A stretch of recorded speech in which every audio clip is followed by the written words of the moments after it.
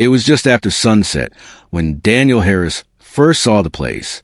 He had been driving along a winding country road for hours, his phone battery nearly dead, his GPS signal flickering in and out. The storm that had been brewing all day finally broke open, rain hammering against the windshield, making the world outside blur into streaks of black and silver. He hadn't planned on stopping anywhere for the night, but when the road curved and revealed a flickering neon vacancy sign in the distance, he felt a wave of relief. The sign belonged to a two-story inn, its paint faded and chipped, with ivy creeping along one side of the building. A wooden sign above the front door read, "The Mayweather Inn," in gold letters that had seen better days. The warm glow spilling out from the front windows felt inviting, and Daniel thought about how much he needed a bed, a hot shower, and maybe a cup of coffee. Inside, the inn smelled faintly of cedar and something floral. The front desk was manned by a thin, elderly woman with neatly tied silver hair and glasses perched on the tip of her nose. She wore a navy sweater and greeted him with a smile that didn't quite reach her eyes. "Evening," she said in a soft voice. "Looking for a room?"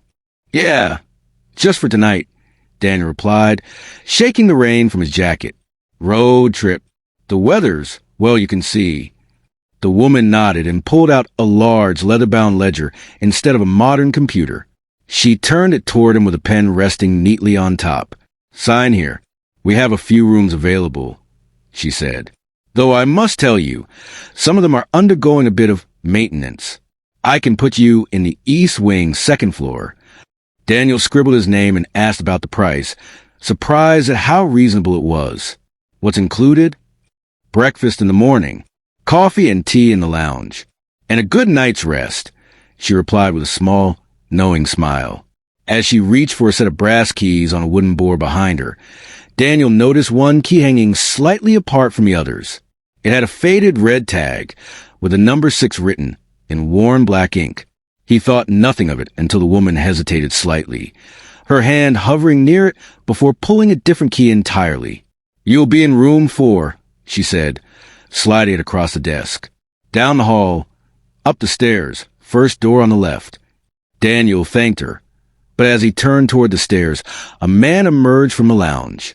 He was in his late 50s, wearing a flannel shirt and jeans, with a slightly weary look in his eyes.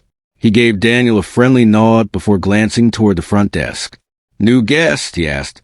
"Just for tonight," the woman replied. The man's eyes lingered on Daniel for a moment longer than felt necessary before he disappeared back into the lounge. Daniel shrugged it off, figuring it was just small-town curiosity. The hallway leading to his room was dimly lit, the kind of dim that made shadows pool in the corners. The carpet was worn, but the place was clean. His room was simple but comfortable, a queen bed with a floral quilt, a small wooden dresser, and a window that rattled faintly in the wind. There was an old analog clock on the nightstand, ticking softly.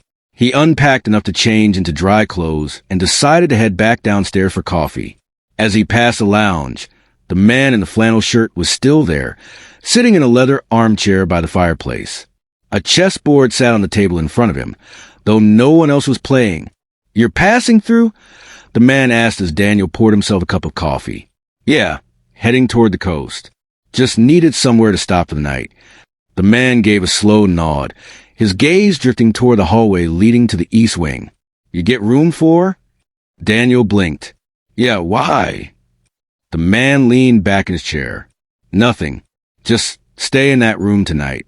Don't wander around after midnight." The way he said it was calm, almost casual, but there was something underneath, like he wasn't joking. Daniel forced a laugh. "Sure, I'll be asleep long before then." The man gave a faint smile, but it didn't erase the unease creeping into Daniel's mind. When he finally went upstairs at night, he noticed something odd. The door to room 6, the one with the red tag, was directly across from his. It was locked, but there was something about it that made him glance at it more than once. The number on the door was slightly crooked, and it would seem darker, as if it had been replaced or refinished more recently than the others. He brushed it off, telling himself it was just another guest room. Rain tapped against the window as he lay in bed, drifting toward sleep. But sometime after midnight, he woke suddenly. The clock read 12:37. At first, he wasn't sure what had woken him, but then he heard it. Faint footsteps in the hall. They were slow, deliberate, like someone was walking barefoot on the carpet. They passed his door, paused, and then stopped. Daniel held his breath. The sound didn't come again. But then, from across the hall, he heard another sound, very faint, like a door creaking open. He was almost certain it was coming from room 6. A soft, rhythmic sound followed. Not exactly footsteps this time. More like the quiet creak of wood, over and over, as if someone were swaying back and forth. He tried to convince himself it was just his imagination, but when he glanced at the crack under his door, he saw a thin strip of red light spill across the carpet from the hall. It was faint, but it definitely wasn't the warm yellow glow of the inn's lights. The light remained for a few seconds, then vanished as if a door had closed. Daniel lay awake for hours after that, listening to the rain, telling himself he was just tired and jumpy from the storm. By morning, the events of the night felt distant, like a strange dream. He went downstairs for breakfast, where the woman at the front desk was now setting out plates of toast, eggs, and fruit for guests. The man in flannel was gone, replaced by a couple quietly eating at the far table. Daniel decided to ask casually, "What's in room 6? The woman's hands froze for just a second before she continued arranging plates. "Storage." "Storage," he repeated. "Yes. We keep it locked." He hesitated, about to press further, but something in her expression made him stop. She wasn't lying exactly, at least not in the way someone avoiding a question might, but she was clearly keeping something from him. Later that day, the storm cleared, and Daniel debated whether to leave early. But the long drive ahead and the thought of another night's rest made him decide to stay one more night. That evening, just after sunset, he noticed something strange while walking back to his room. The hallway seemed quieter than before. Too quiet. And as he passed room 6, he heard breathing. Slow, steady breathing, as if someone was standing just behind the door. He paused, straining to listen. Then, very faintly, from the other side of the door, came a whisper, "Don't sleep in the red room."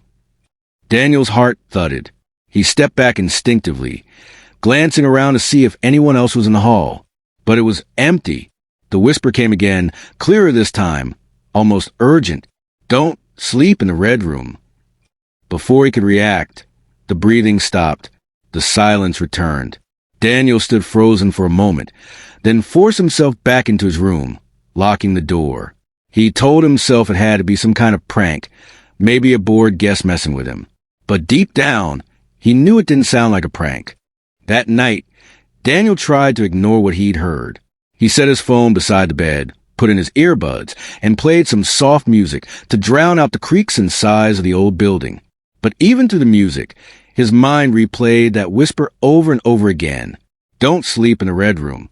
At some point, exhaustion pulled him under, but his sleep was restless. He dreamed of a hallway bathed in red light, the walls narrowing as he walked. Somewhere ahead, a door waited, room 6, and behind it was a sound of something breathing, slow and deliberate. He tried to turn around in the dream, but his feet wouldn't move. The door opened, spilling blinding red light into the hallway, and a shadow stepped forward. He couldn't see its face, only the glint of eyes watching him. He woke in a cold sweat, his heart hammering. The analog clock read 12:14. At first, everything was still. Then he noticed it. The hallway outside was lit in that same dim red glow he had seen in his dream. Daniel sat up, unsure if he was truly awake. He crept to the door, peering through the peephole. The hallway was empty, but the light was definitely there, radiating from the direction of room 6. He backed away from the door, trying to convince himself to just go back to bed. But then he heard it again, footsteps, slow and deliberate, coming from the other end of the hall. They were heavier this time, as if someone was dragging their feet. The sound stopped outside his door. He held his breath. After a long pause, the footsteps moved on directly to room 6. The door creaked open without the sound of a key turning in the lock. Daniel's curiosity won out over his common sense. He unlocked his door just enough to peek into the hallway. The door to room 6 was open about a foot, the red light spilling out brighter now. He couldn't see anyone inside, but something about the air felt heavy, like the way the air feels before a storm. Against every instinct, Daniel stepped into the hall. His bare feet sank into the worn carpet as he moved toward the door. The closer he got, the more the red light seemed to pulse like it was alive. When he reached the doorway, he stopped. The room beyond was unlike any other in the inn. The walls were painted a deep crimson, and heavy red curtains covered the windows, blocking out the outside world. In the center of the room was a bed with a red quilt, perfectly made. The air inside was warmer than the hallway, almost stifling. Then he saw something strange. The bedspread wasn't dusty. The pillows weren't sunken with age. This room wasn't abandoned or used for storage. It looked like it was ready for a guest. A faint movement caught his eye.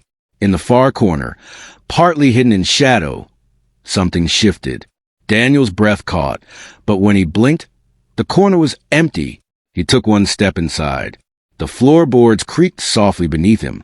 He was about to back out when he noticed a framed photo on the dresser. It was old, the edges faded, showing a group of people standing in front of the inn decades ago. One of them looked like the man in the flannel shirt. Same eyes, same build. But that wasn't possible. If the photo was as old as it looked, the man would have aged far more than he had. Daniel's stomach tightened. He set the frame down and turned toward the hallway. That's when the door slammed shut behind him. The red curtains fluttered slightly, though the windows were closed. The air grew hotter, the shadows stretching unnaturally across the crimson walls. Then came the breathing again. Slow, steady. This time, it was right behind him. Daniel spun around, but the room was empty. The breathing grew louder, circling him, though nothing moved. He backed toward the door, fumbling for the handle. It wouldn't turn. A voice spoke again, closer than before. You're already here. The light in the room deepened until it was almost black-red, and the temperature dropped so suddenly that Daniel could see his breath. He pounded on the door, shouting, but no one came. Then, as suddenly as it had begun, everything stopped. The red light faded, replaced by the soft yellow glow of a normal lamp. The door swung open easily. Daniel stumbled into the hallway, breathing hard. The hall was empty again, no trace of anyone or anything that could have been in the room. The next morning, he went downstairs, determined to check out and get as far away from the Mayweather Inn as possible. The woman at the front desk was waiting, as if she knew he was coming. You'll be leaving us? She asked politely. Yes, he said quickly. Long drive ahead. She nodded, but her eyes flicked briefly toward the east wing stairs. Most do. As Daniel stepped outside into the clear morning air, he saw the man in the flannel shirt leaning against the porch rail. You went in, didn't you? The man said quietly. Daniel froze. What is that room? The man's expression darkened. Some places remember things. Bad things. That room, it doesn't like to be empty. It invites people in. Once you step inside, it remembers you. Daniel shook his head, backing toward his car. Well, it can forget me. The man gave a humorless smile. You can try, but you might find it again someday. Might be another inn. Might be another town. But if you see a red door, don't open it. Daniel didn't answer. He got in his car and drove until the inn was a distant memory in his rearview mirror. For weeks afterward, he told himself it had been nothing more than an overactive imagination fueled by exhaustion and the storm. But deep down, he knew better. And months later, on a business trip in another state, when a hotel clerk handed him a key with a faded red tag, his stomach dropped. The number on the tag was 6.